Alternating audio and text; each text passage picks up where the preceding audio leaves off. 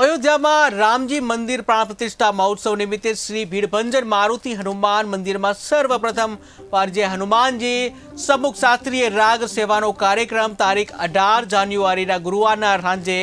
7:30 કલાકે વડોદરાના મહારાજા સયાજીરાવ યુનિવર્સિટીના ફેકલ્ટી ઓફ પરફોર્મિંગ આર્ટ્સ દ્વારા પ્રસ્તુત કરવામાં આવશે। શાસ્ત્રોમાં સંગીતના શ્યામે વેટનો એક ભાગ છે તેમ બતાવ્યું છે, જ્યાં હનુમાનજી સંગીત તત્વજ્ઞ જે તેમજ તેમને અતિશય સંગીત પ્રિય છે, તો સંગીતના 10 ઠાઠ દ્વારા રામ નામ ભજન પદ અને રામ નામ ધૂનનું ગાન થશે। એમ કહે છે કે સંગીતની અને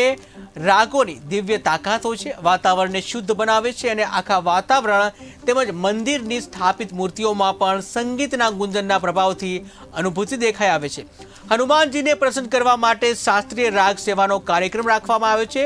તે મંદિરના મહંત હર્ષદગીરી ગોસ્વામીએ જણાવ્યું હતું। તો અયોધ્યામાં રામજી મંદિરના પ્રાણ પ્રતિષ્ઠા મહોત્સવ નિમિત્તે હરણી શ્રી ભીડભંજન મારુતિ હનુમાનજી મંદિર દ્વારા પહેલીવાર ખૂબ જ મોટી સંખ્યામાં 1.25 કરોડથી વધુ ભક્તોએ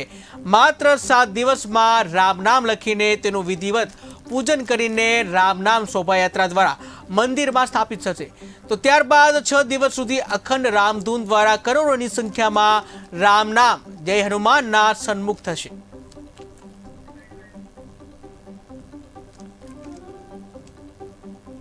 શોભાયાત્રા છે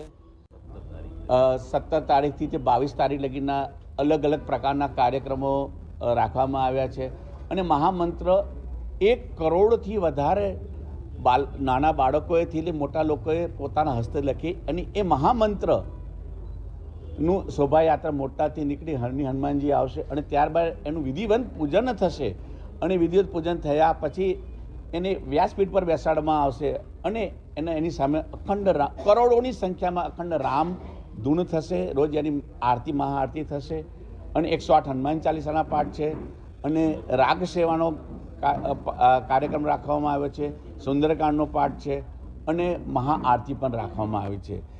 રામ નામને એટલું મહત્વ આપે છે કારણ કે રામચરિત માનસમાં લખ્યું છે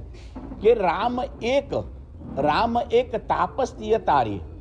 રામજીએ એક તાપસ એટલે અહલ્યાનો ઉદ્ધાર કર્યો। રામ એક તાપસ્તીય તારી, નામ અનેક કોટી કુમતિ સુધારી।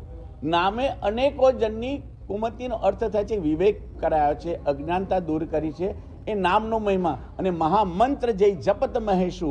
કાશી મુક્તિ હેતુ ઉપદેશુ, એ મહામંત્ર રામ નામની આ